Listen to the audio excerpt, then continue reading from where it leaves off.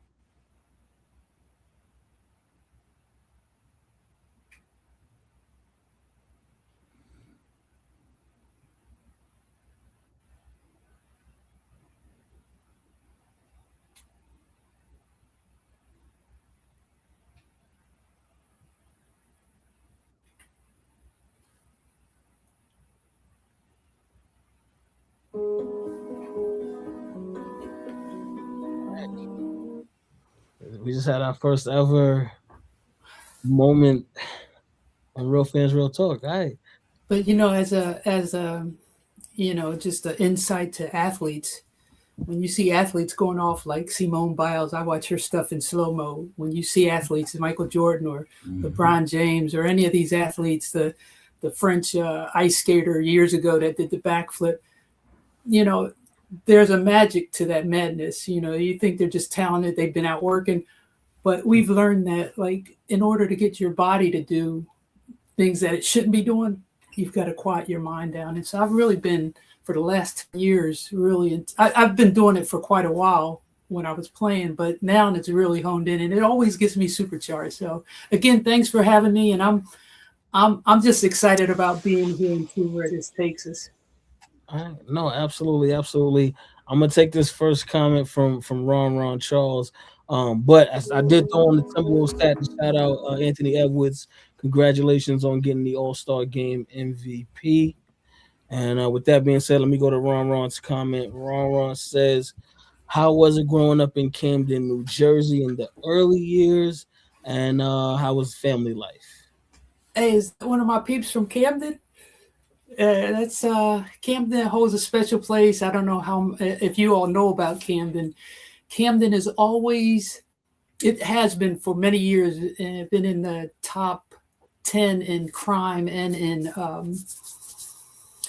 poverty. And so I grew up as a small girl in the streets of Camden, New Jersey. I had 5 older brothers that all eventually got D1 scholarships, and I was a girl pre-Title IX, so there weren't any really opportunities, but I just like tagging out along with them, and it took me away from all the craziness that was going on within my house and outside of my house. And there were a ton of different issues, whether it was racial or whether it was gender-based or poverty or anything like that. And sports was, I had a basketball court right across the street. Some of the greatest athletes, Milt Wagner. I don't know if you guys are familiar with the Wagner family. DJ, who's playing at Arkansas right now, and Wani, who played with Memphis and then with the Cleveland Cavaliers. Billy Thompson, Milt Wagner, of course, won championships at Louisville, and then I believe with the Lakers as well. But tons of athletes, and I was a girl, the infamous tomboy, as they used to call us. And my favorite team was the Philadelphia 76ers. You could look across the Delaware, right across the bridge, and there you could see Philadelphia. And I just love playing sports. It took me away from everything. And, initially I wasn't accepted because girls weren't supposed to play.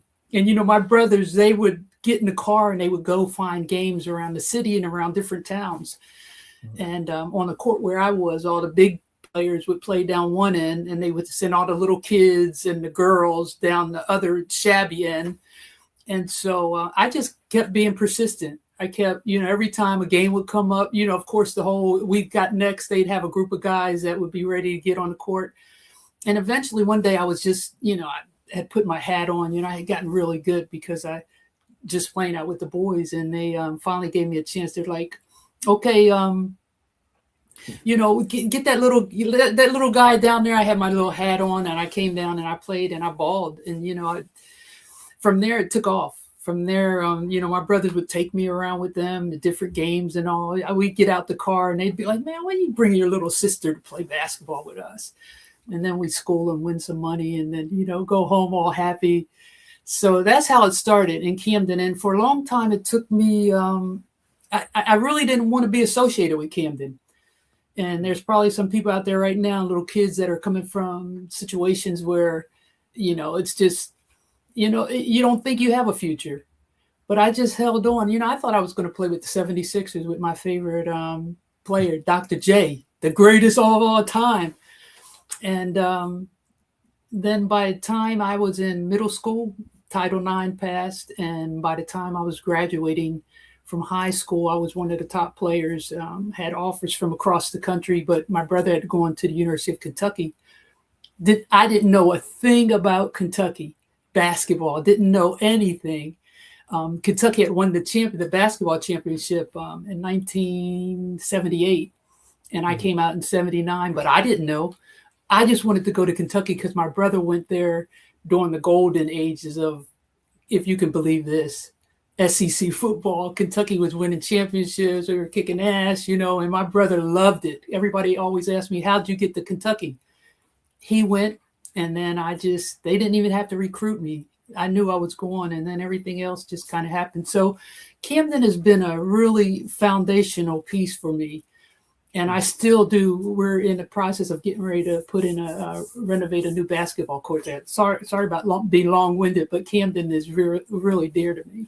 No, don't apologize for that. I don't want to jump too far ahead, but I just want to ask you, what did you notice at that time, the cultural differences coming from Camden to end up in Kentucky, as a young woman? Oh Lord, we could go. That's a long, extended. Kentucky was. I don't know if you all know, Kentucky did not ratify the 13th, 14th, and 15th Amendment, which was to abolish slavery until 1976. I think. I could be wrong, but they were one of the last states. I think Mississippi was the last. And so it was, well, back up a little bit. So in 1978, my brother graduated from Kentucky. He was one of the best players in the country. He ended up being drafted second in the 1978 draft, the Kansas City Chiefs. And so my whole family, that was my senior year. He ended up taking all of us, and I say we were like the Beverly Hillbillies. He bought a house in Cherry Hill, New Jersey, one of the most affluent places to live. All the professional athletes usually live in either Morristown or Cherry Hill. And he ended up buying us a place there. And so my senior year of college, of high school, I did 1 year at Cherry Hill East. And Leon Rose was my, this is so crazy. I always say I'm the Forrest Gump of women's basketball because I'm tied into so many different people. Leon Rose, who is, I think, the president or he's president of the Knicks.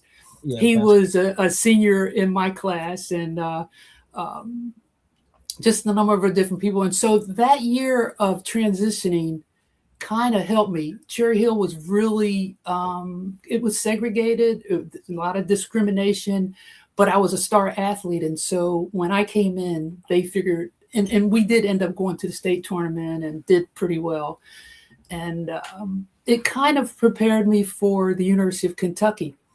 And once there, again, my brother had established such a name that by the time I got there, they were excited about, because they knew how great he was. They were just glad to have another Still in the athletic program. So it was a switch, it would change, but it was a history in the making. Yeah. All right. So now you get to Kentucky.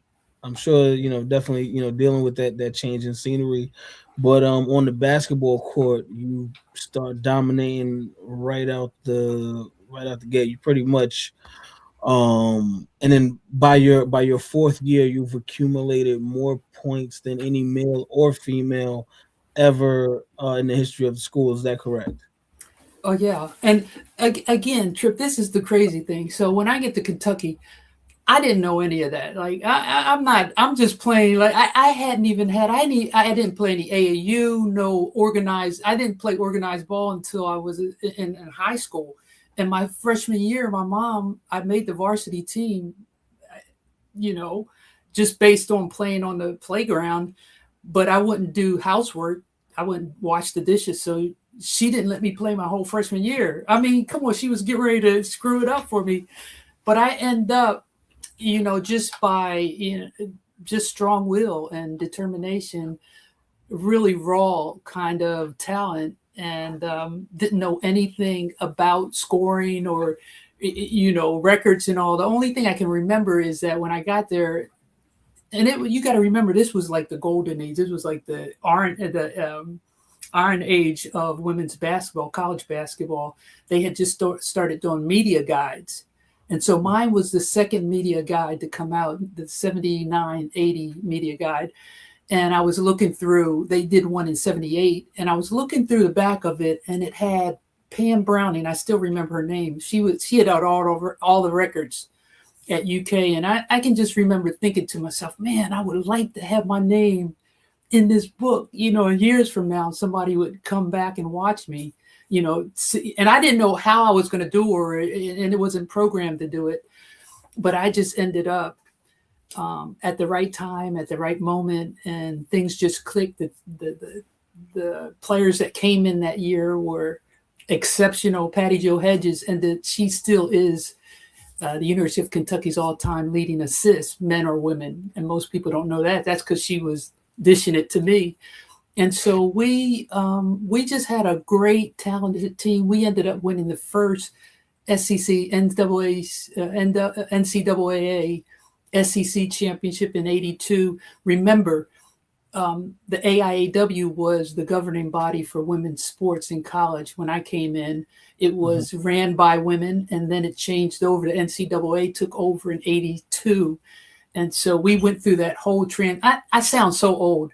We went through that whole transition period of, the AIAW, and there's still some dispute because people don't recognize, like I think Rutgers won that 1982 championship, but they're not recognized. They always recognize the '82 NCAA championship. So I can't remember the question, but I hope, that answered some of it. Let me go back to Kyrie's question. We're gonna be bouncing around a lot. Kyrie wants to know who first put the basketball in your hands. That's a good question. I cannot remember. I can just remember always watching my brothers. And again, back in the 50s or 60s and 70s, boys, at least in my family, they were kind of honored because they played sports. And so I noticed that they got special treatment, and, being outside was always better than being inside doing dishes. So, but I'm pretty sure it was one of my brothers, tagging along. But I played everything. I played tennis, baseball, football, whatever it was I was doing. And I bet a lot of kids from the inner city can relate to that. So, how some people that you were better at than basketball. No, I love them all. And I still do. It's, I'm a sports person. And so, but basketball, you didn't have to have, a glove or bat or any kind of equipment. Somebody on the court would have a basketball. So us being as poor as we were, that kind of naturally lends itself to basketball. Right, made it easier to play. You didn't need as many people. You didn't need as much equipment. Yeah, when you're poor, you go for what's available. So right, think about, you can't really play baseball if so you got to have a bat and a baseball. Yeah. Everybody needs a glove. You need a bat. You need multiple people. You need enough space. So it's a lot tougher. And we lived in the projects, Roosevelt Manor, Centerville. We lived in the projects, tiny. There were 10 of us children, my mom and dad, cramped. And usually we'd have a stray animal that came in, and we would take that in, and we would play basketball games. And a lot of older players relate to this. I think we would get a hanger, and we would make it into a hoop, get one of my mom's nylon stockings. Put it on. Yep, no Nerf ball. Yeah. And then somebody's sock.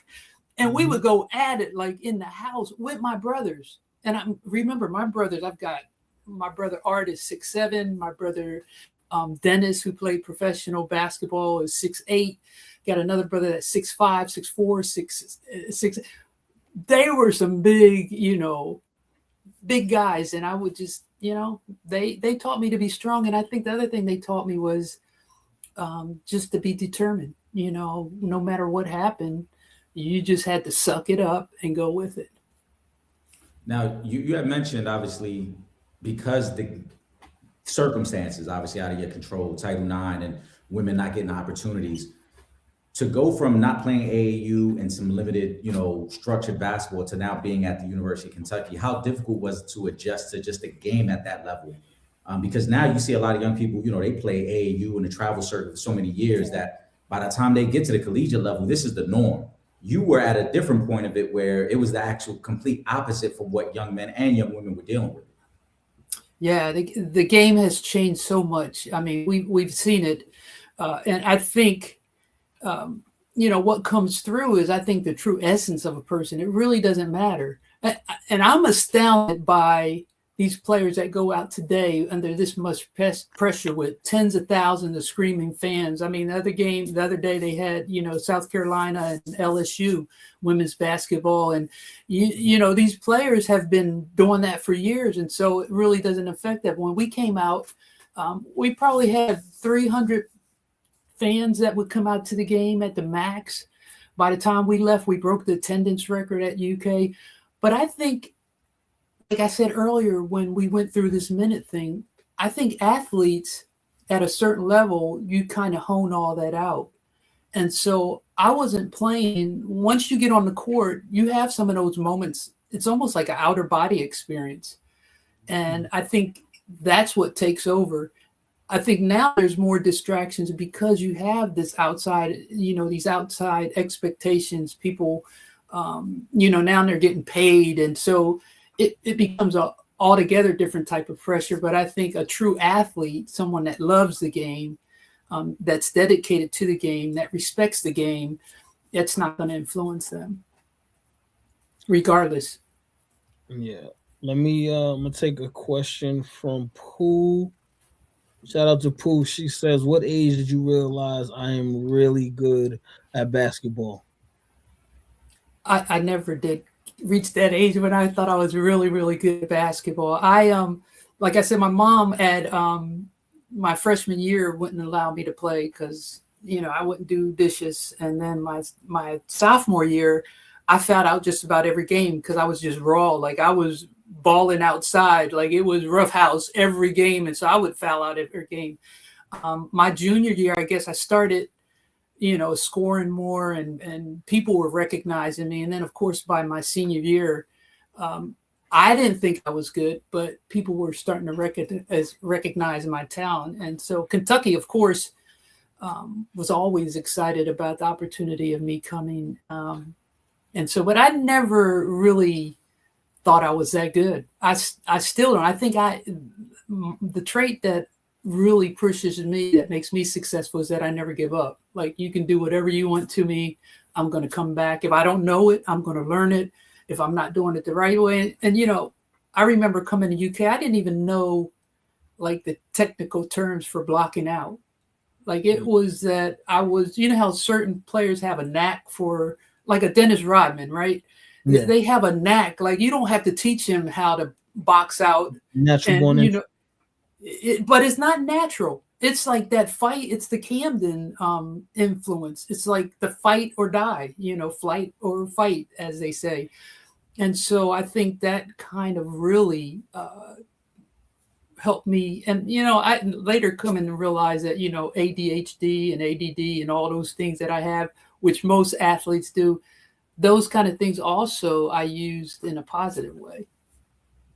Were you recruited by other schools? Yeah, I remember Rutgers, which was, one of the top women's basketball program at the time. Of course, Tennessee, Maryland, but Rutgers, the coach there, she's a Hall of Famer, Naismith Hall of Famer. And she's like, Val, later on, she told me, she said, Val, we knew you were going to University of Kentucky. So we didn't even, and that's just up the road. She said, we didn't even try recruiting you because we knew you were going to Kentucky. So, and it's not like it is now. Like I got letters from across the country, but you know how people keep their letters and it's all this big thing. I wasn't into that. I already knew, I had made up my mind where I was going. I was going to ask you, were you, because you mentioned your brother was already there at Kentucky. Were you ever interested in the recruiting process, or you already kind of knew like that's where I want to go no matter what? There's no other school, there's no other state or city that I'm interested in even visiting because Kentucky's got my heart basically. That was a good question. I did the University of Penn. Now that I think about it, they were close, and I wanted to major in veterinary medicine. So they had a really good vet program. And I visited them if I needed that option, but they weren't offering scholarships at the time. So that was almost off the radar because there was no way I was going to college without getting a scholarship. And thank God, Title IX passed. I was in one of the first groups that received full athletic scholarships at the university in '79. So, but no, other than that, Kentucky, and I visited the University of Pennsylvania, but that was it. Talk to us about being named the SEC tournament MVP. Oh, that was crazy. An outer body experience, man. It's like, and it was, I think that was the first NCAA SEC. It had to be either the first or the second. You can Google it. I should have Googled it, but of course, Tennessee, Pat Summitt, she was Pat Head at the time, but they were the dominant group. They were just, winning all the championships. And they were in the SEC, so we had to get past them if we were getting past anybody. And we played them at our place. The tournament was at UK. It was the first time, my mom had watched. She came to that tournament. First time she had seen me play in college in person. And so it was really like just one of those special moments that continue to happen to me. Like it's almost programmed. I don't have any say in it. Mm-hmm. And it doesn't get better than that. And then, they won another one, I think in 2022, just a couple of years ago. But we had that record for 40 years at UK. We were the one and only 1982 team that won a championship, SEC championship. Let me go to Squeezy's question. He says, talk about your high school career at Cherry Hill East, any state titles or player of the years. Again, I was at East for 1 year, which is amazing. And I established some really good friendships. Cherry Hill East was in Camden, it was poverty and, you had to fight your way just to survive. And Cherry Hill East, because of what was going on in the 70s. I remember in Camden, Roots came out. You guys probably don't even remember. Roots was a series on. Come on now, hold on. I was about to say, come on. Yeah. You little young bucks. But it came out, and my family, of course, we're mixed. We've got different, bloods in us. And so we were always seen as the half-breeds. And so when Roots came out, it was a terrible time for us in the hood because we were getting our asses whooped every day, coming home from school, whatever, and then we go out to Cherry Hill East. So the physical part of it didn't, affect us. But then it was the isolation of not socializing. Like there were maybe a handful of students of color. And so that was a whole different type of, adjustment. But again, the thing that superseded all that was the sports. And I excelled at sports. I excelled in school, actually, in academics and all. And so that kind of made me, gave me the in at a certain level. So as far as state titles, we went to the tournament, but I forget which round we went out. Of course, we didn't win the championship that year. I did play in the New Jersey All-Star game against Ann Donovan, who has passed away now. But Ann was the player of, like, the number one player in the country, 6'7", 6'8". She ended up going to ODU, Old Dominion University. And so we battled in that. But other than that, and I had some other awards and that kind of thing, because when I came out of high school, I was one of the top high school players.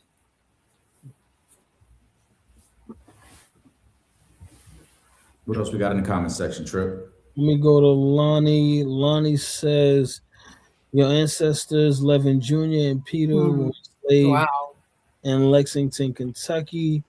Talk about carrying on their legacy. Yeah.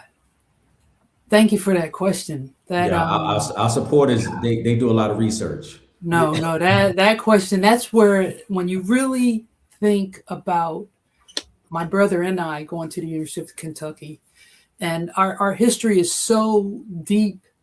In around 1807, 1808, these are my great grand uncles, Levin and Peter. My great grandparents, their parents escaped enslavement on the eastern shore of Maryland. They had to leave their two boys behind. And when they escaped to South Jersey, they were in Maryland, they escaped to South Jersey. Their owner, in retaliation, ended up selling them to someone in Lexington. They took them to Lexington, or took them to Kentucky, and they sold them to a guy in Lexington, Kentucky. So they end up enslaved, where my brother and I, 200 years later, we come back and we walk the same streets where they were enslaved. They end up in Alabama. They get sold further south. Levin Jr. ends up being beaten to death. And then Peter ends up coming up through the underground. He buys his freedom, comes up through the Underground Railroad. This is a really short synopsis because the story, so it's coming out in my book, but the story is so detailed, so extensive.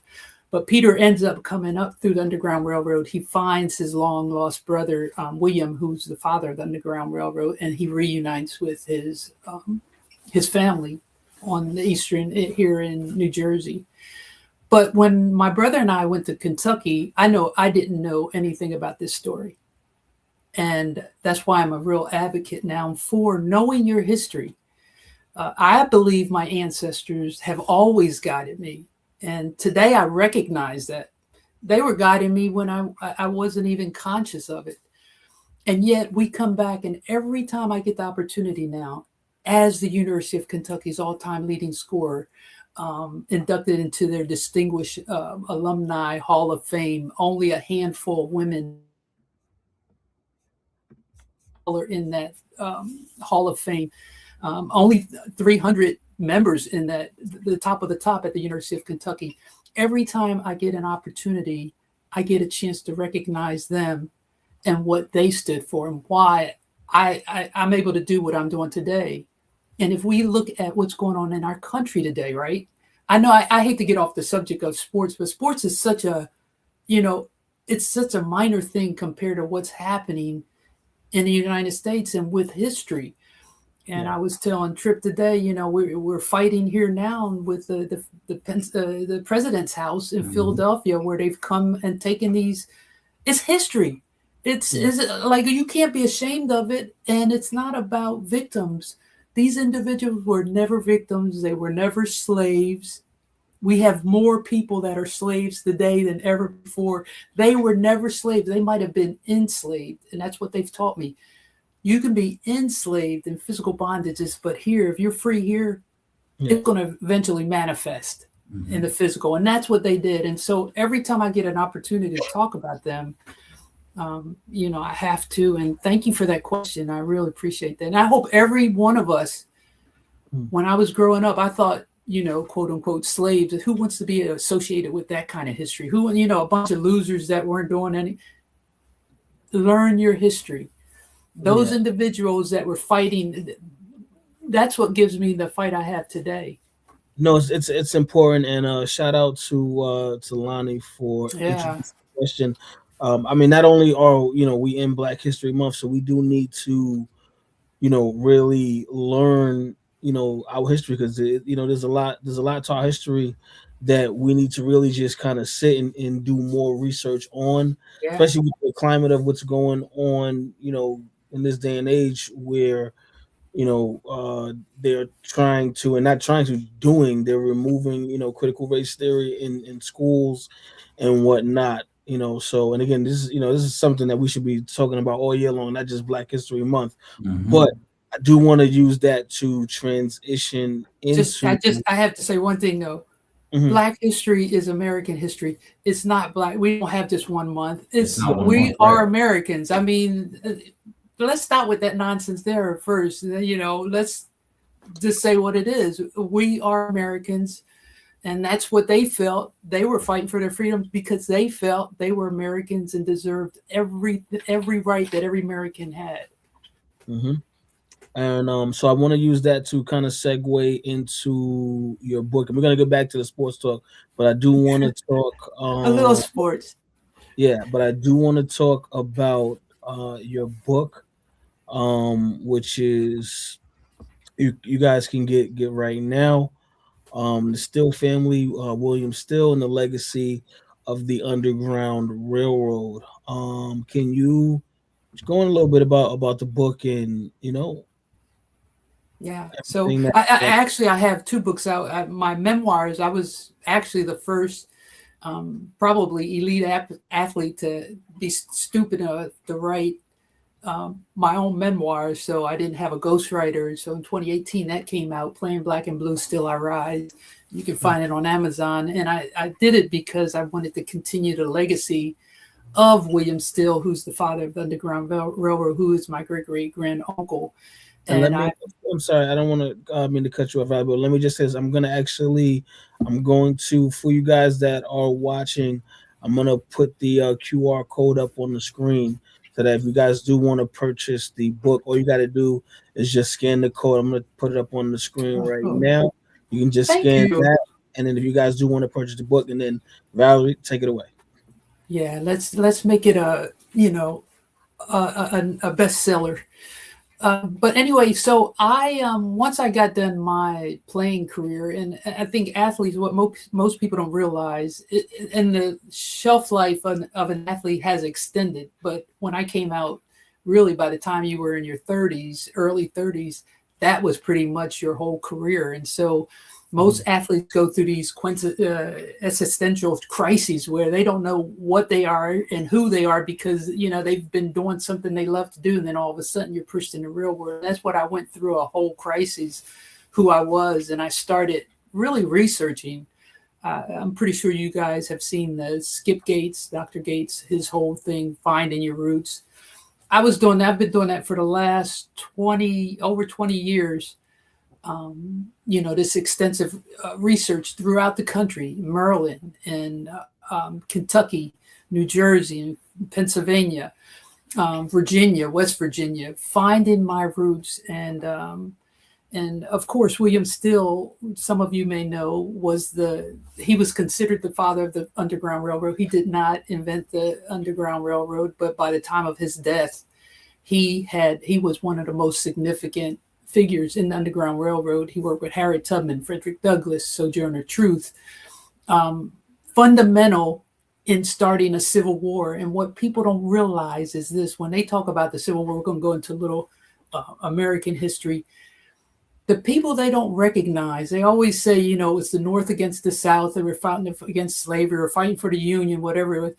But the people that caused the Civil War were the self-liberators, the freedom fighters who decided to take it on themselves to liberate themselves, even when it was a federal offense. And, they risked their life and everything for it. But they knew that was going to be the only way they could free themselves. And if they hadn't done that, think about it. If they hadn't done that, slavery would still probably be legal today. That's my opinion. But because if you look at some of the things that's going on today, if they could enslave people today, I think they would.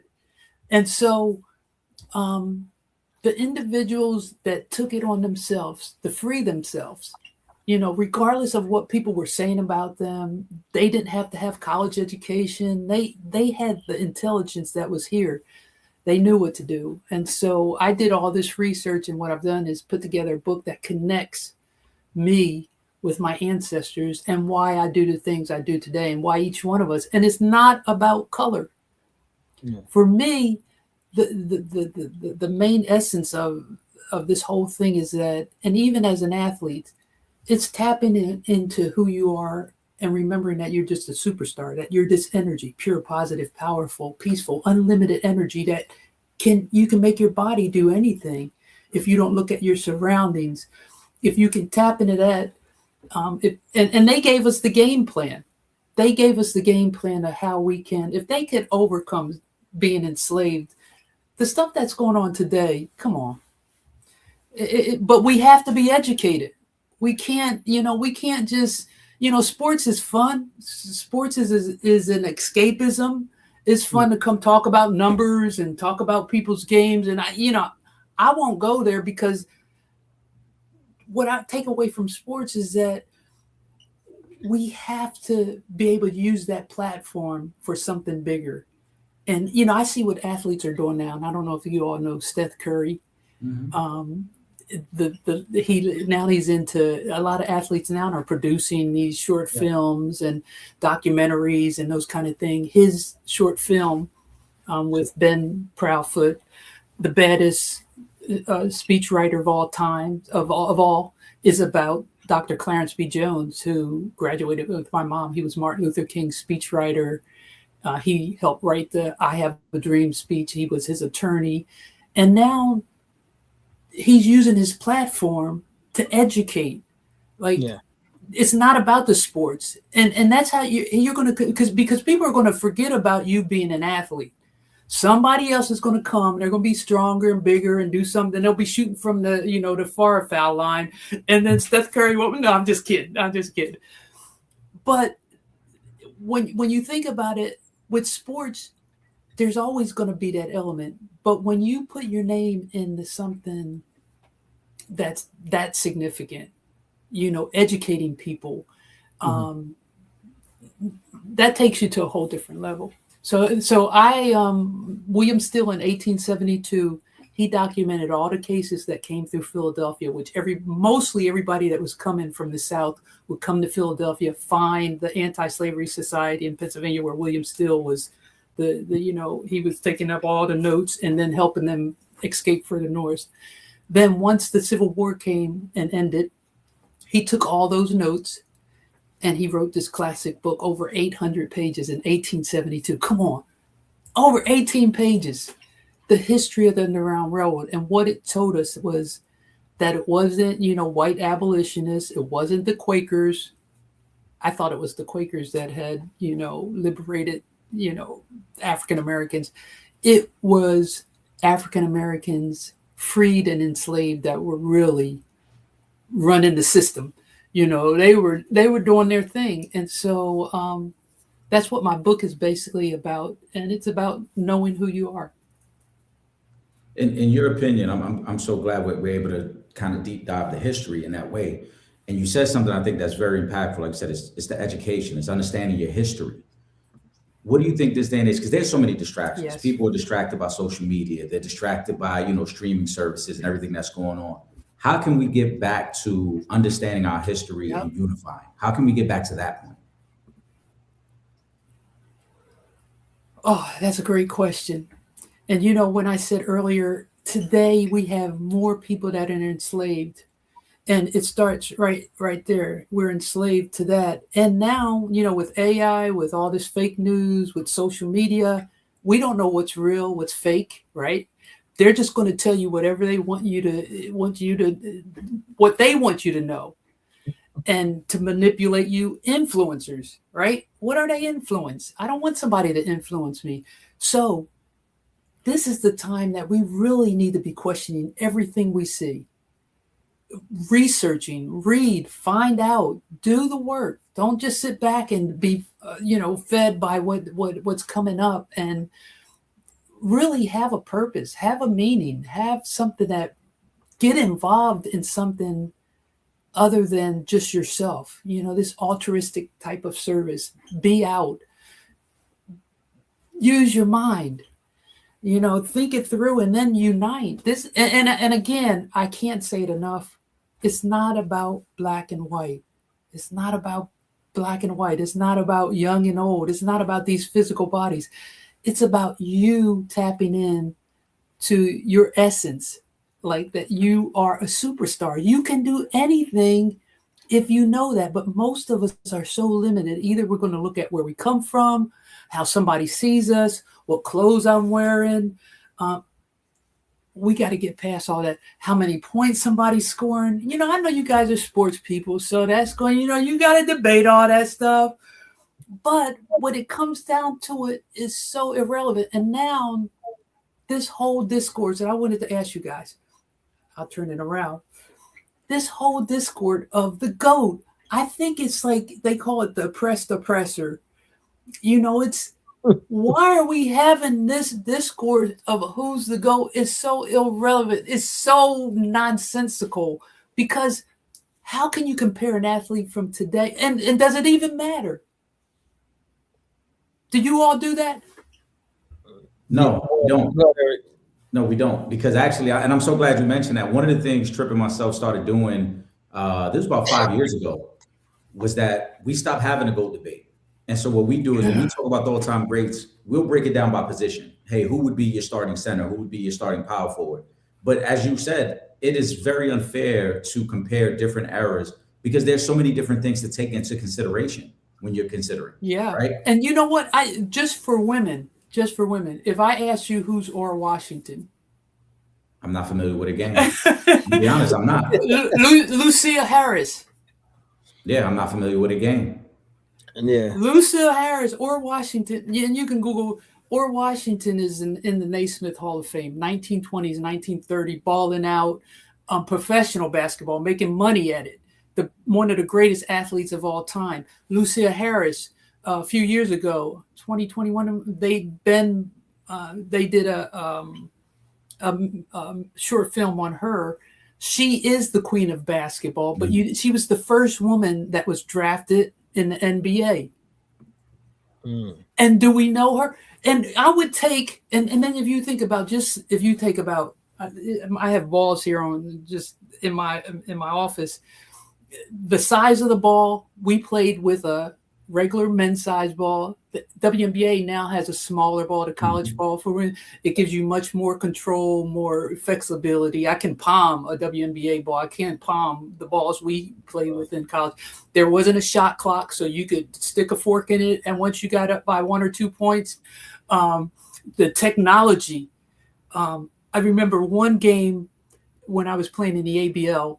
We had already locked up the Eastern Conference Championship. And so I wanted to see what it would be like to play in Chuck Taylors. Now they're a fashion statement, So I put on a pair of Chuck Taylors for a real game against the Long Beach Stingrays. Man, my feet were on fire. Like they were, no, seriously. They were, man, it took me a couple of days before my feet, calmed back down. So the technology, like the equipment, the gear, players nowadays, all they do is play the game. Yeah. Back when I was coming up, you had a day job and then you would play. Even the WNBA, they had men before the ABA, they had jobs. So you cannot compare. And I say you take a Orr Washington or Lucia Harris and you stick her, I would take her today against any of the top players with what she knew without even giving her all the, technology and coaching and all that. And she would wipe some people up. But do we know about her? And then here we are with the GOAT. I saw it. Somebody sent me, and God bless her soul. I love her. And she's awesome. She's done so much for the game. But Caitlin Clark, in we got Lynette Water, Harlem Glow, just Cynthia Cooper. I can go through names, and these are people that I play with, so I'm old school. But this GOAT discourse, and again, I think it's to keep us, and when I say us, it's not black and white. It's like us down here that's entertaining everybody. That's here we are. Yeah, that's exactly what it is.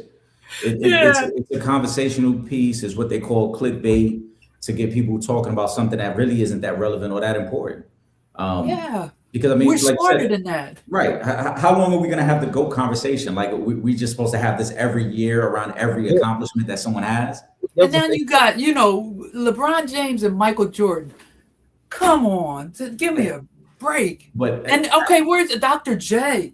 There's so many other people. I mean, I've always said for a long time, I don't see how everyone just immediately jumped above Kareem. Like how did we just or Oscar?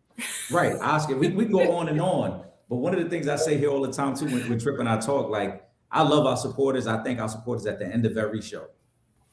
But the moment someone accomplishes anything, the first thing they say is, what does this mean for their legacy? Why are we talking about somebody's legacy when they've played 5 years in the league? Like now we immediately, we just fast forwarding all the way to the end and like, oh, what does this mean for their legacy?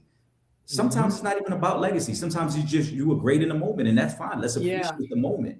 But the other thing that's happened is this, if you notice, it's like we're recyclable because we're just an entertainment. We're just before, you would have a pretty good career. People would know you. Now, they're starting to recruit younger and younger, and they're every year or two. Like I couldn't tell you names, I couldn't tell you probably 10 names of NBA guys. I know that's bad, but I've been studying, I've been doing research. I've been doing right. But it's like, I always think like the 1%ers, like the guys that are ruling the world, are they really saying, are they wondering who's to go? Or are they just like, we're going to make sure they're not worried about who's of the NBA. I'm pretty sure they're not thinking about that. They're not worried about it because, again, like I said, these are things these are conversations for everyone else. These aren't like some sort of in-depth, like really deep thought conversations. These are like, hey, we're talking about it this week, and then next week we're talking about something else. Yeah, so they're not worried about that. And is it really empowering you? Like my whole message now to people is know yourself, dream, believe, never quit. You know, have a dream, which is just one pure positive power thought.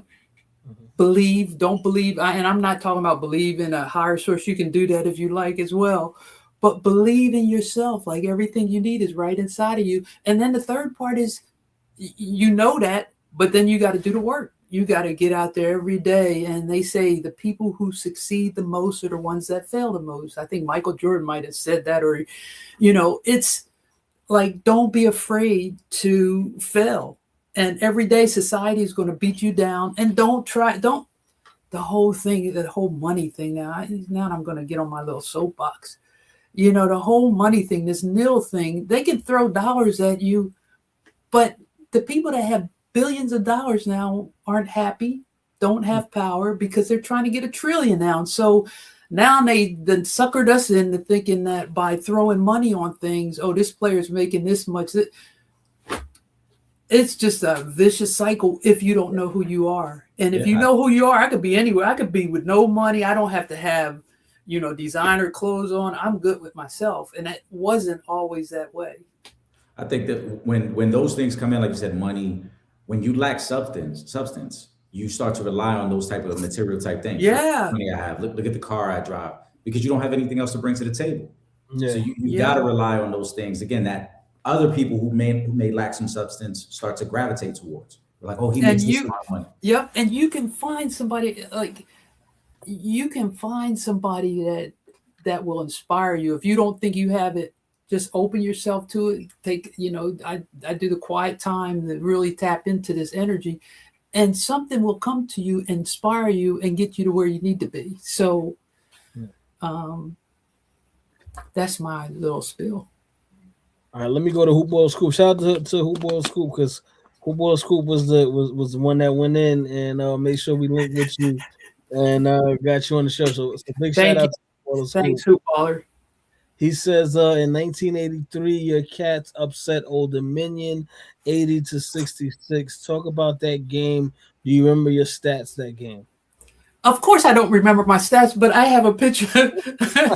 I have a picture of that right on my wall. Record crowd. We broke the record that game, Memorial Coliseum, February 5th, 1983. I don't know how many points I scored, but my team was balling, man. I can remember that. We played Ann Donovan, who was the 6'8". You know, she was the player at the time. Old Dominion was the #1 team in the country. I think we were either 4th or 7th, probably 4th. It was the highest that UK has ever been ranked. Of course, most people don't like, you know, Kentucky women's basketball is, you know, not thought of in that way.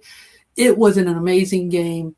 Of course, we set the record for attendance that year. Just recently, you know, Unrivaled came to Philadelphia.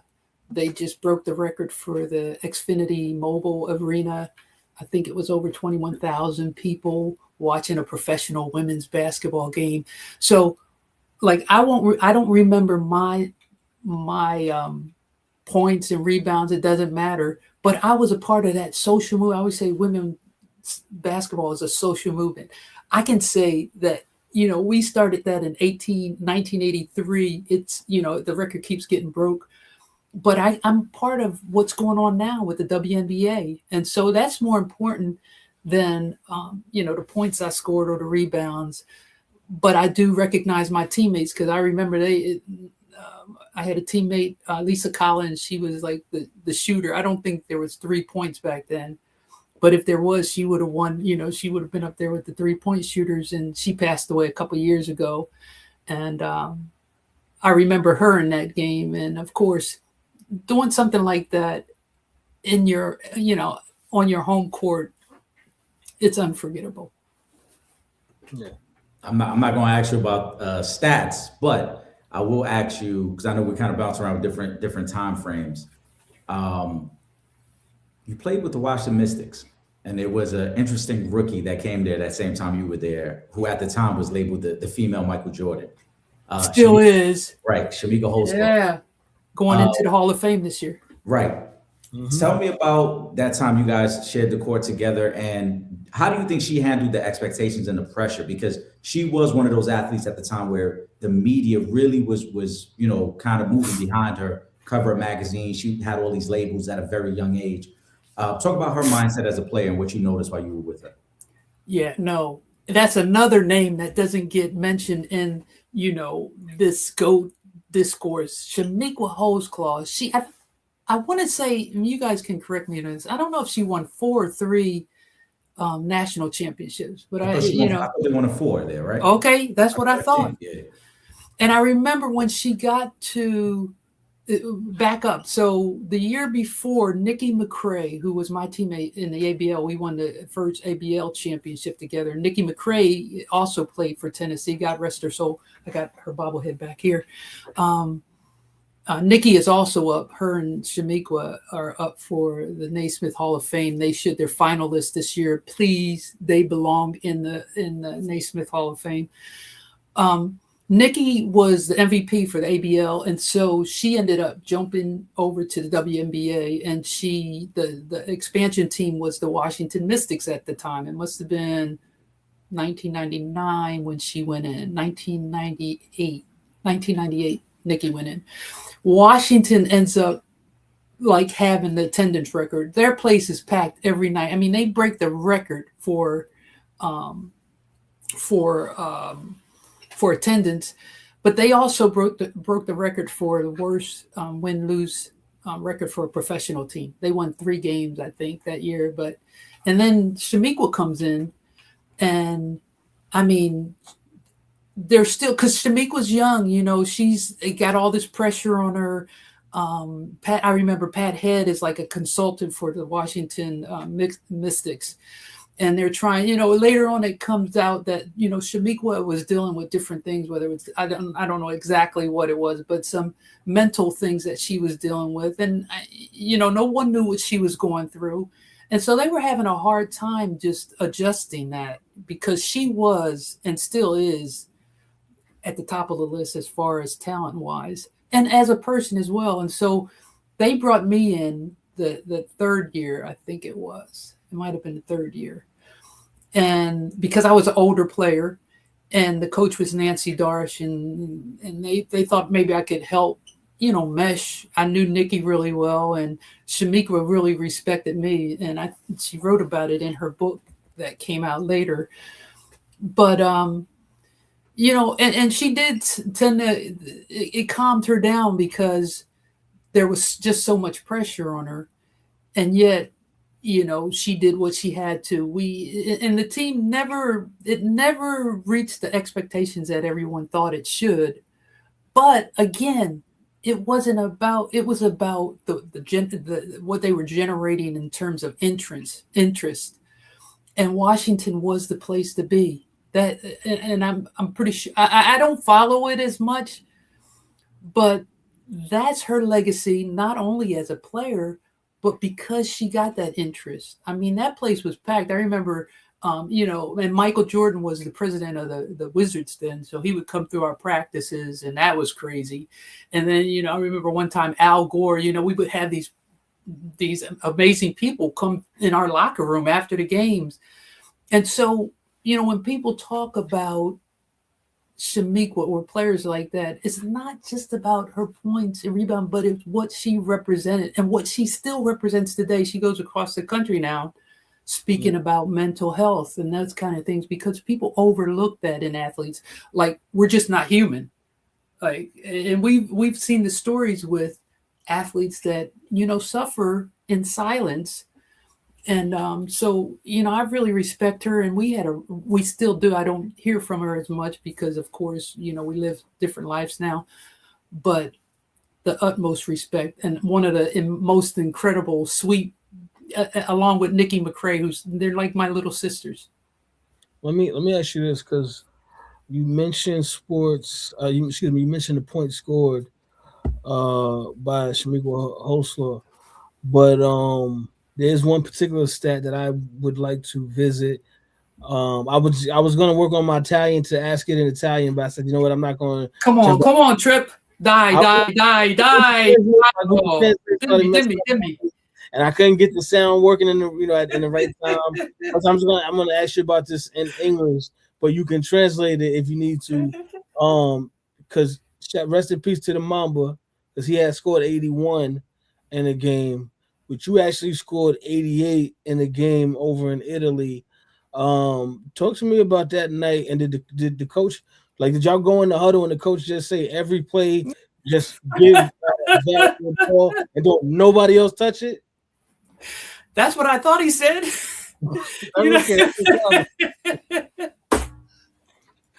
I thought, but you bring up, Kobe Bryant, Jelly Bean, his dad was playing in Italy when I went over, and Kobe was just a little kid the first time I met him over there, and he was schooling the Italian, the professional team that his dad was playing for. He'd come in and schooled him at 8 years old.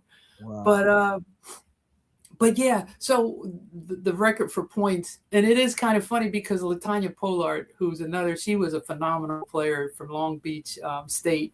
She played for another team, and it seemed like every week, like she could score, she could put it up. I mean, just a pure score.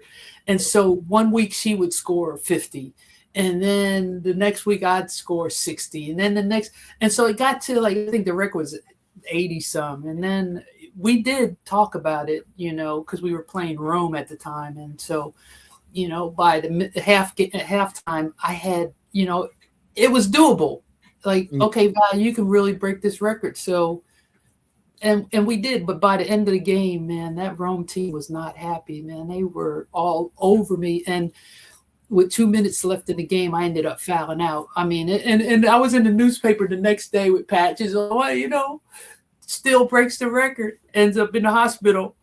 But I got kicked out of the game because I retaliated. I was stupid. See, if I would have been in the zone, if I would have focused in on that just a minute, I could have broke the 100. But 88 points is always 88 points, though. Yeah, man, you can't deny 88.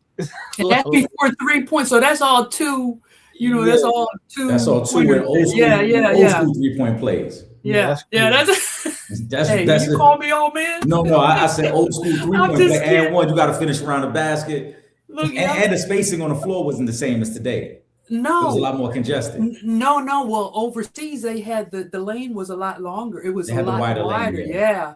And the rules were different because you didn't have to give the ball to the referee every time. You just get it and go. And they were playing like fast pace, and it was way rougher.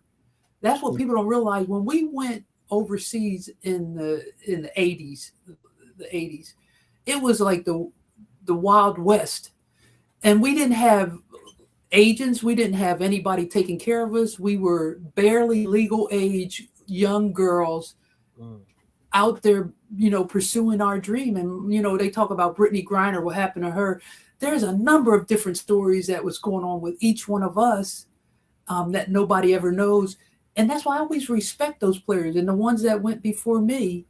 Yeah, laying that road, making sure we had the opportunities. And they never mention that now in this discourse of where women's basketball is. So those were fun times as well. And Italy is still la mia famiglia in Italia. It's who I am. And if I didn't go to Italy, I wouldn't be the person that I am today. Yeah. Let me just really quick, because I know people are tuning in and out. So I just want to remind everybody, if you are looking at the QR code in the top corner, if you want, that is the link to purchase it. Still family. Purchase it, please. So you can scan that and go straight to it. My whole dream is that one day I'll just be known as an award-winning, best-selling author. They won't even remember that I was a 6'1" post, playing against,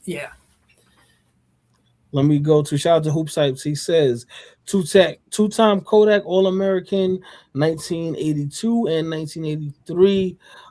Didn't you play the post at 6'1"? Yeah, I did. I don't know how. But on the flip side of that was man, I was like a pit bull. You better watch it.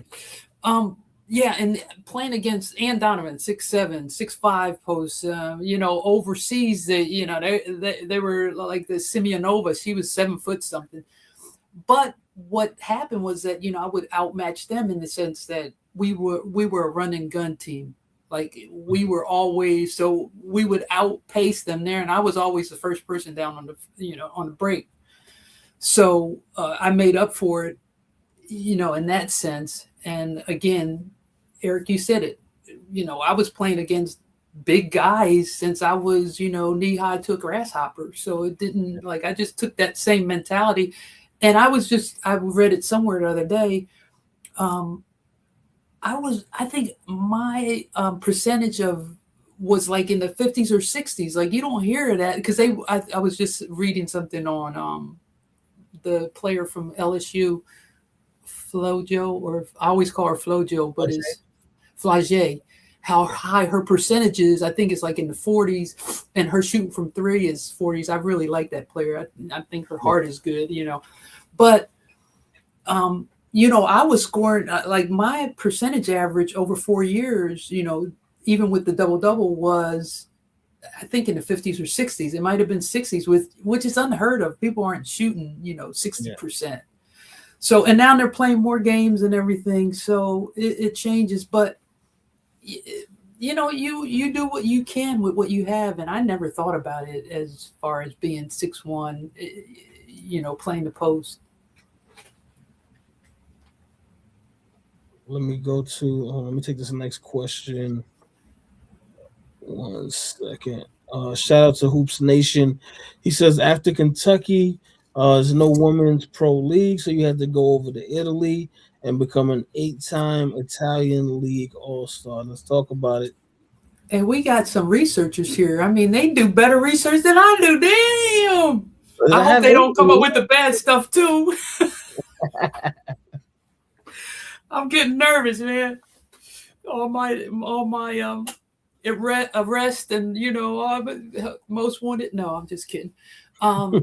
Yeah, no leagues that in the United States when I came out. The women's basketball league was around for about 2 years. It came out in '78, and by the time I came out of UK, there weren't any leagues. And I remember one of my last games at Kentucky, 2 Italian guys who are now like really famous sports figures in Italy.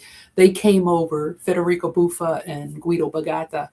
They came over to see me play, and they're like, you should come to Milano and play in the Italian league. And I had been to Japan. I thought I was going to go to Japan and play. My mom didn't want me to go. She thought I should just stay in school and finish out because I didn't finish my degree when I left. It took me 20 years to come back and do that. That's another whole story. But I told my mom, I said, I'll go over for 1 year, just let me do this and then I'll come back. And when I stepped foot in Italy, I knew it was almost like a deja vu. Like it was my destiny to be there. And it ended up being the best thing that ever happened to me. And I thank the Italian league. It's now no longer what it used to be. Italy used to be one of the best, if not the best, women's professional league. And now it's kind of going down. But we just honored Mabel Balchi, who was that player in Italy that, kind of established the pro leagues for us women now. For even the WNBA, but that opened everything for me, and it opened up so many doors. And again, I go back to what I tell kids, don't be afraid. And sometimes my mom didn't want me to go. She was like, this is crazy. You're be there. Who's going to help you out if something happens? And I'm telling you, a number of crazy things happen. But guess what? It just made me the person I am today, and I still. Italy is home for me. It always will be. I always say it's like that was my underground. Like when I got to Italy, it wasn't about race. Like they didn't see me as a black player. They did see me as a female, player, but they didn't discriminate in what was offered to me. So I ended up modeling. I ended up making records, singing. I ended up doing all kind of things because it was just like, go for it. You had a TV show out there you was hosting? TV show. Yeah. And, they talk about all the things that players are doing now. And it's funny, because it's ironic. When I was in Italy, I was like the party girl. I was like at the club, like every night, close the club out at 5 or 6 in the morning. Practice would be at 8, take a shower, practice at 8. And then, we only played once a week. Okay. And so, but when I came back to the States, by that time I had my son. And when I joined the ABL, I became like, I was the poster child for, the mom and family. I said, thank goodness they didn't see me when I was in Italy. But, it all changed, but it all worked out as well. Let me take a shout to Denell Jackson. He says, USA basketball. When was your first taste of USA basketball? I see you played in the Jones Cup in 80 and 82. Who were some of the players in them tournaments in the 80s? The boycott. But did you try out for the 1984 team coached by Pat Summitt? Of course I did.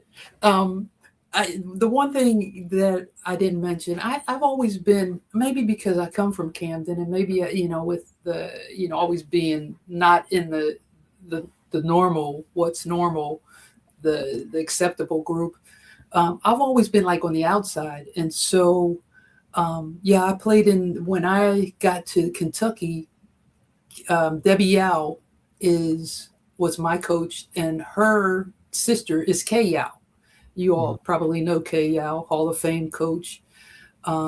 And so I got into, and I saw your interview with Kathy Boswell, and she was talking about this whole thing of USA basketball. And it's you got to go with the system. You got to know how to navigate. And she was saying how, because she made the 84 team, was it, I think, or the team after? Yeah, she was on that. She was on it.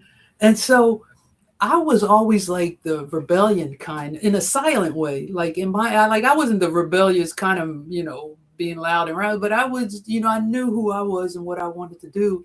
And I was in that mix for, on the USA national team. We went to the Jones Cup. I went to the World University Games in 82. I was scheduled to be right in there. And after when we went to the World University game in 81, Kay Yao was the coach, and they had the exit interviews, and they already knew who they were, for me anyway. I was just, I thought it was that way. And so I kind of expressed what I felt, which was a no. And so then I was on the USA national circuit, but not in the inner circle.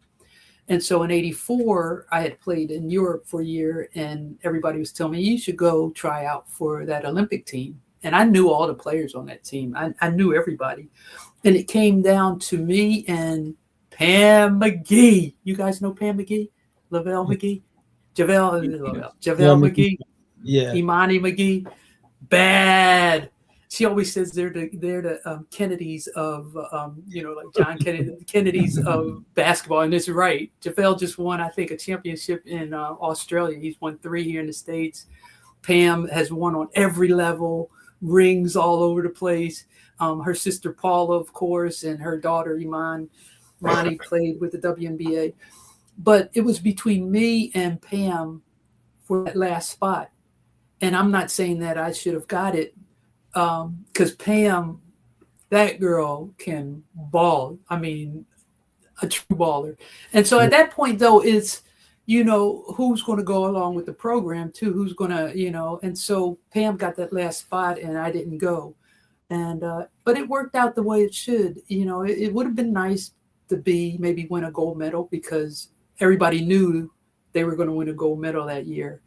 But, I went back over, with my Italian boyfriend, and we spent the rest of the summer in Sardinia on the beach.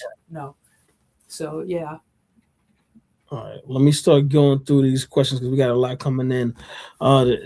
Pool says the 1996 USA women's team, how much credit do they deserve for both of the ABL and WNBA at that time? They deserve all the credit, along with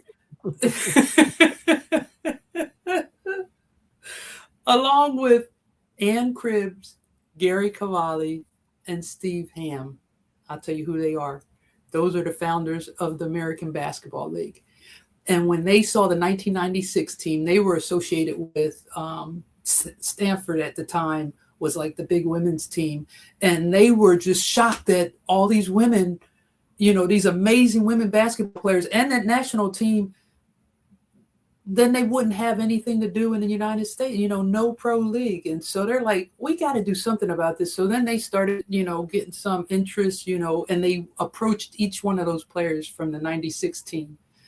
And I think the first people were Jennifer Azzi, who said, yeah, this needs to happen. You guys go forward. Teresa Edwards, you guys probably don't know Teresa Edwards. She was the player at the time, had won 5 Olympic gold medals as a basketball player. You might know this name, Dawn Staley, right? Mm-hmm.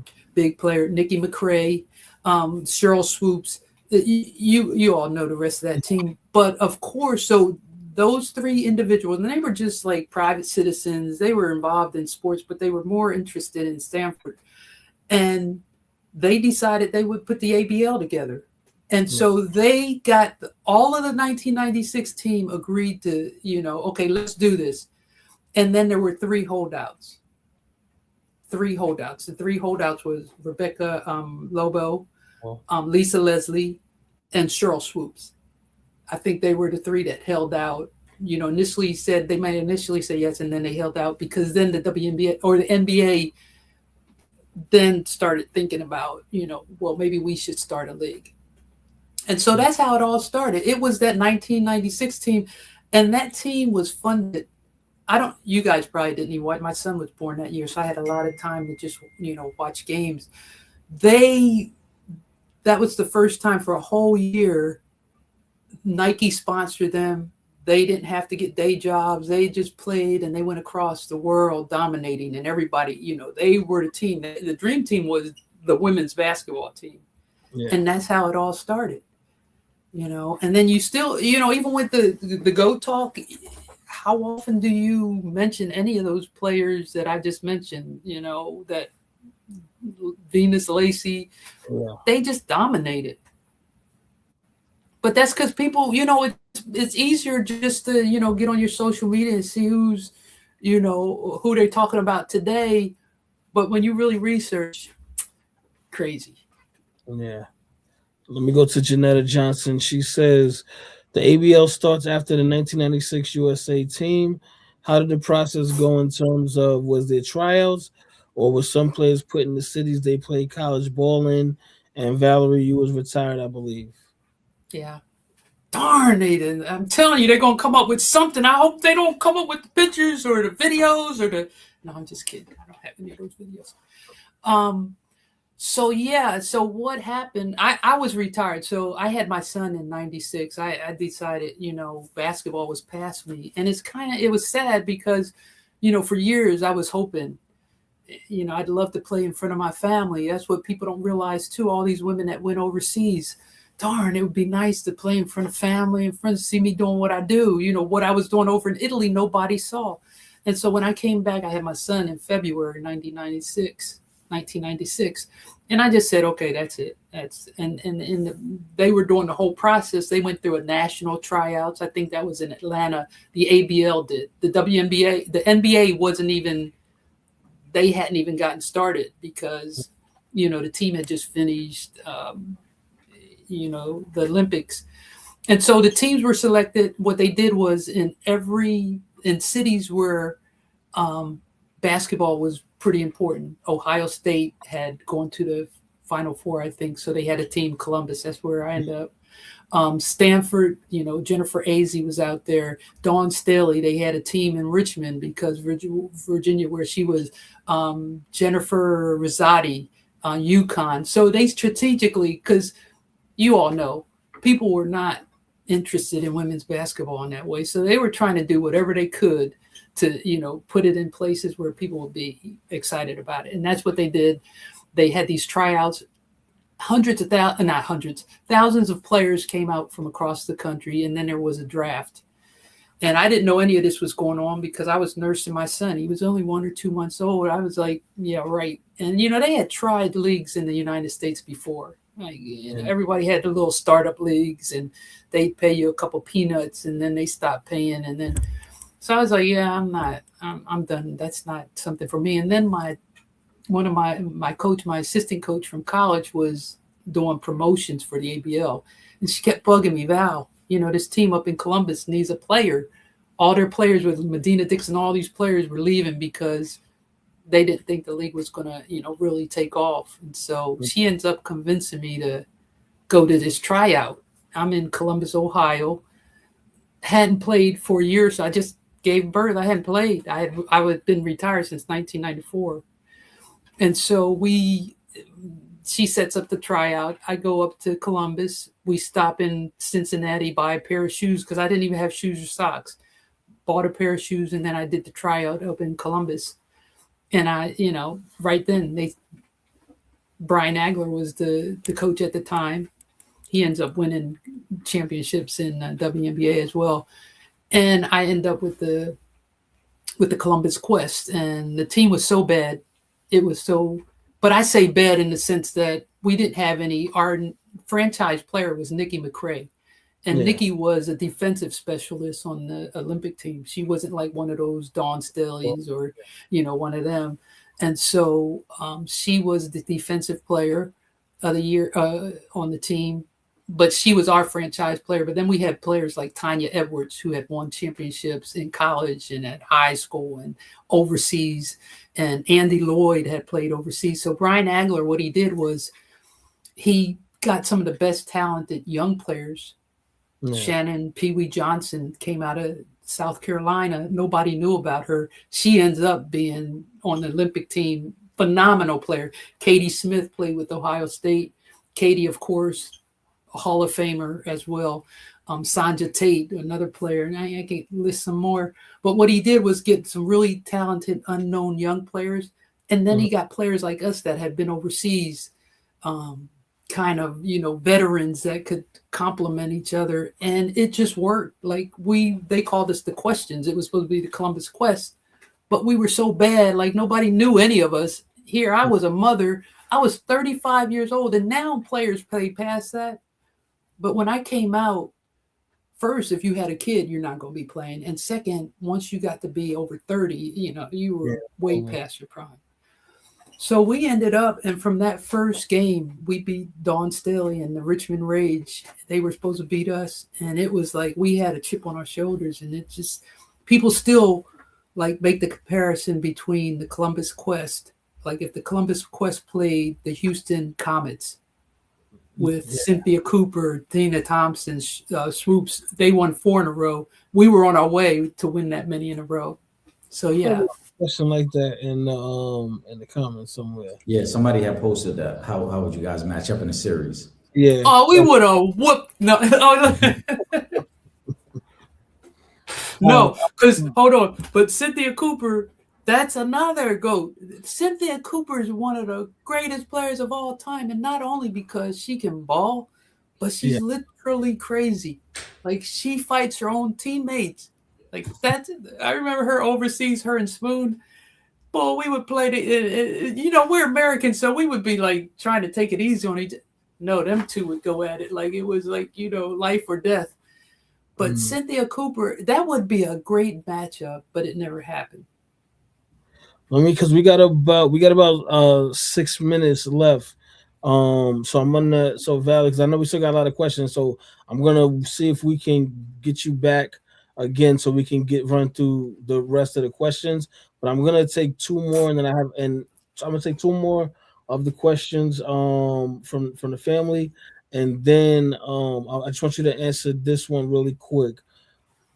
How proud are you of the WNBA and where it is now from all those years ago when you were in the early stages of, which is, I guess now, you know, the biggest, you know, women's basketball league in the world? Okay, Trip, let me get my own moment. Because that's a two-part kind of question, right? That is, first, how proud am I? You can look at it 2 ways. So the interest wow, it's phenomenal. But when you read the T-shirts that the players are wearing, and the protests and the CBA and the fights they're still having over being treated with, and I say it's not about equality, because we don't want to be equal to the men. I hope we don't get in that frame.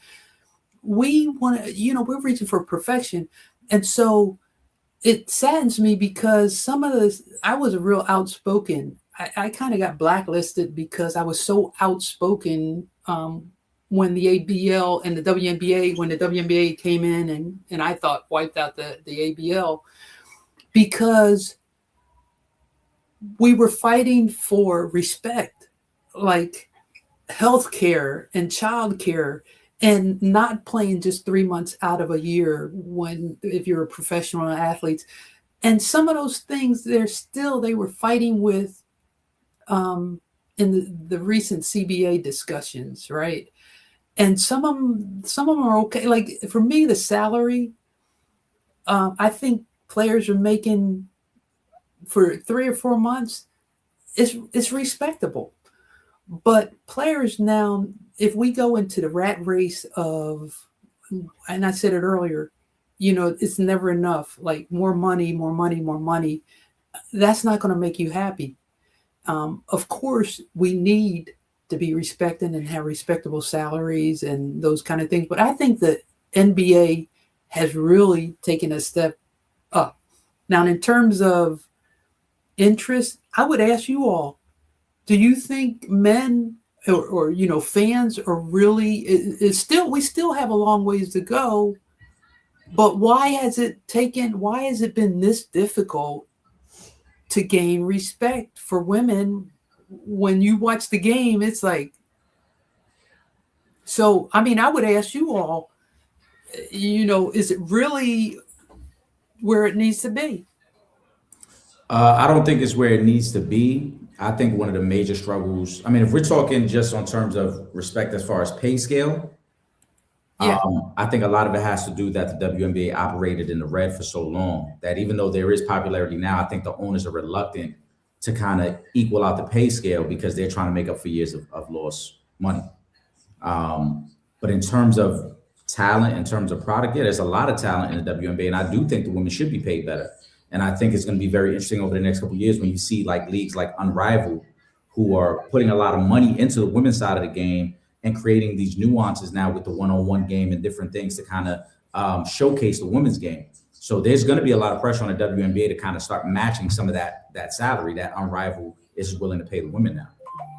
But you know what? I read some of the comments too.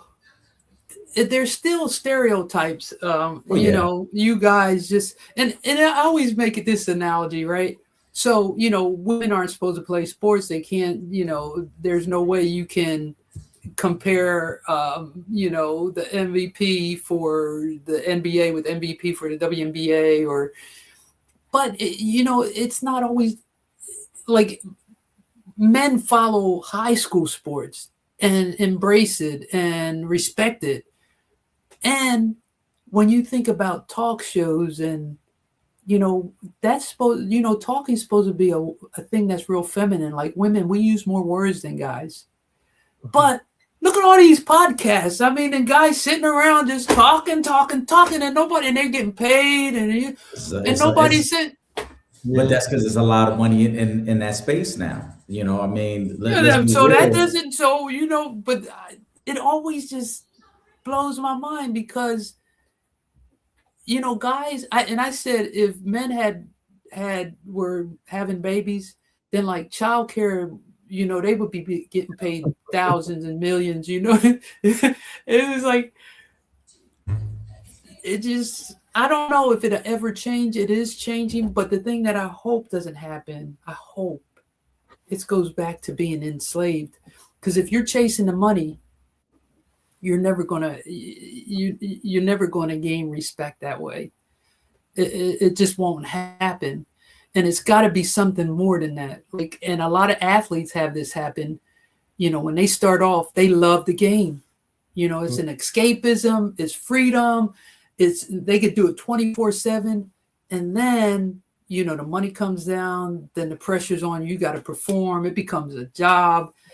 And I see that maybe happening with the women. And the women right away, they, you know, they go off the cliff with everybody else. And we don't have to. The nice thing now is seeing these women that are starting their own leagues like the Unrivaled and maybe doing it in a way, don't use the men's model. Do something completely different. You know? That I 1000% agree with. I think it's tough to use the same model. You're not Yeah. going to get the same results. What works for the men's game doesn't work for the women's game. No, I still don't know how. Now they're talking about one-on-one for. Do you think that'll work with pro athletes? Are they talking about that now? People have thrown. I don't own the around. TV. Yeah. People have thrown that idea around, but I don't think the NBA players will ever go with that.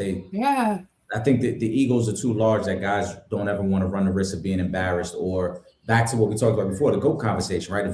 Let's say if you said right now the best two players in the NBA, just hypothetically, you say Giannis and Joker, and one of those guys gets embarrassed in a one-on-one situation, now it changes the discussion around those guys. So I don't think their egos will allow them to say, hey, let's play one-on-one, knowing that I might get embarrassed on national television for everyone. And they don't have to, right? Because they don't have to. And see, this is the other thing, and I was an advocate for this. If you're a pro athlete, like in the beginning, the WNBA was 2.5 months, and those players were going back overseas. That's how Brittany Griner got into her situation. And then your shelf life gets shortened because you're playing 12 months out of the season. Like you're playing and at a high level, because when you go overseas, you are, if you lose, it's your fault. If you win, the team did well. And so you put yourself through that. Now they're still doing that to an extent because even with the Unrivaled, that's pretty competitive. I've never seen a game, but I would say that's pretty competitive. And then if you get hurt, if you get, I'm pretty sure they're insured, but I don't know. Yeah, there's a lot. I will say I'm an old woman. No, I mean it's either way. It's a tough position to put athletes in, like you said, when you start chasing the money, and then you're trying to say, "Hey, this prioritize this over that." So it puts everyone in a tough situation. Guys, I'm gonna work on bringing Valerie back because I know we still got some questions there. But Valerie, can you give us a final thought for this week, though? Yeah. Man, I just want to thank everybody that was here today, all the people that asked questions. Eric, Anthony, man, I'm just grateful that you guys had me on so that I could recognize, all the players that aren't usually recognized. It's not about me. Points that it doesn't even matter, but hopefully today we touch somebody, like somebody's looking at something a little different. Somebody might be suffering. Somebody, might want to do something and been kind of challenged. And just hopefully I know it's supposed to be sports and all that, but making some meaning out of sports and connecting it to our bigger surrounding and connecting each other. And I think that's what you all do. And I really appreciate it. And everybody that came on today as well. Oh, absolutely. Eric, give us a final thought. Oh, as always, shout out to the supporters. We greatly appreciate you guys. You know what I'm saying? You take the time to rock with us every week. And because of our supporters, we have the opportunity to have someone like Ms. Still on the platform tonight. So, we don't take that for granted at all. And I'm so looking forward to the next time we have you on as well, Ms. Still, because I enjoyed our conversation tonight. And like you said, it's deep into sports. Trip and I love to talk sports. That's a passion of ours. But when we get into the history of things, when we start to get into some deep dive conversation, that's what really piques my interest. So I'm definitely looking forward to having another conversation and many more conversations with you. Absolutely. And one other thing, please, everybody, stay mindful of what's going on in our country today. Sports is an escapism, but if we're not mindful, some of our freedoms and are being taken away, and we got to be really mindful about what's going on, and we got to empower ourselves. Knowledge is key. Know what's going on. And for my final thought, first and foremost, I definitely want to say thank you so much to Valierie Still for joining us on the program. I learned a couple of new things tonight as well. We're definitely gonna have you back for a part 2 so we can get through the rest of these questions. And then I just want to remind everybody again, I know y'all have seen the QR code on the screen. that is the code to purchase Miss Still's book, Still Family, William Still, and the Legacy of the Underground World. All you have to do is scan that QR code, and it'll take you to the link directly to where you can purchase the book. Y'all got to go get that, man. We're not playing. Go get that book, read it, know your history, know your worth, and make sure you guys are following us on all our social media, Instagram, Twitter, at Real Fan Talk, and of course, Facebook.com/Real Fans Real Talk. And subscribe to that YouTube channel, youtube.com/For the Fans Productions. And if you're not in New York City on Thursday nights from 8 to 9 p.m. and you can't watch us on Verizon 43, do not worry. You can watch us from anywhere in the world. Just click that website, realfansrealtalk.com. There's a red button right on the home page. Click that button and you can watch from anywhere in the world. And make sure you guys are following Valierie Still, because she got a lot of stuff going on. You don't want to miss it. We're gonna we got a lot that we're working on with Valerie as well, that we're going to be bringing to you guys within the next couple of months as well. So with that being said, for myself, Trip Young, my co-host, my brother Eric Sanchez, aka Legend in Two Games, and the legend Valierie Still, we up out of here. Peace. This is Deion Grant from the New York Giants, Super Bowl champ, and you're watching Real Fans Real Talk. Live from the can. Buy the can. This is Real Fans Real Talk. Real fans, real talk. We as real as you thought. Real